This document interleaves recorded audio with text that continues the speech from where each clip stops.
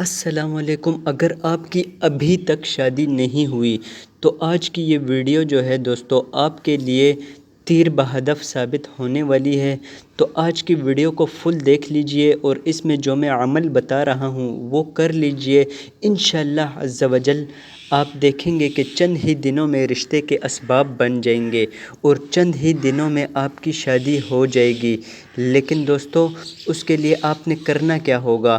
آپ نے کرنا بس یہی ہے کہ اس ویڈیو کو فل واچ کرنا ہے، کوئی بھی پارٹ آپ نے اس ویڈیو کا مس نہیں کرنا، تو انشاءاللہ عز و جل پھر آپ کمال خود ہی دیکھ لو گے۔ تو دوستو ویڈیو شروع کرنے سے پہلے آپ سے ایک چھوٹی سی ریکویسٹ ہے، اگر ابھی تک آپ نے چینل کو سبسکرائب نہیں کیا تو کر دیں، کیونکہ اسی طرح کے نئے نئے وظائف میں آپ کے لیے لاتا رہتا ہوں۔ تو دوستو آج کی ویڈیو میں آپ کو بتانے لگا ہوں شادی کا وظیفہ، جو کہ آپ نے محرم الحرام کے مہینے میں کرنا ہے۔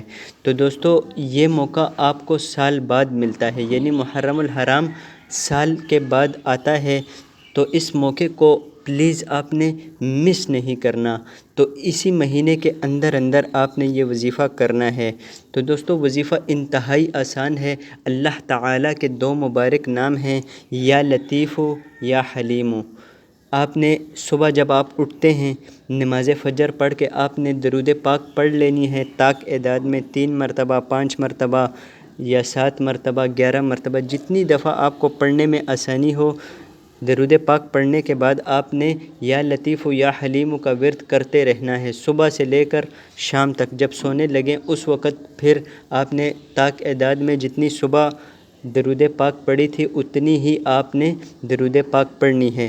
تو اسی طرح آپ نے ہر روز کرنا ہے یہ عمل، یعنی چلتے پھرتے ہر وقت آپ نے یا لطیف یا حلیم، یا لطیف یا حلیم کا ورد کرتے رہنا ہے۔ تو دوستو انشاءاللہ عز و جل آپ دیکھیں گے کہ چند ہی دنوں میں آپ کے رشتے کے اسباب بن جائیں گے، اور دوستو 40 دن کے اندر انشاءاللہ آپ کا کام ہو جائے گا۔ تو دوستو یہی تھا شادی کے لیے محرم الحرام کا خاص اور مجرب وظیفہ۔ دوستو یہ موقع 1 سال کے بعد ملتا ہے، پلیز اس کو مس مت کیجیے گا۔ وہ لوگ جن کے رشتوں میں رکاوٹ ہے یا پھر پسند کی شادی کرنا چاہتے ہیں تو وہ یہ وظیفہ ضرور کریں۔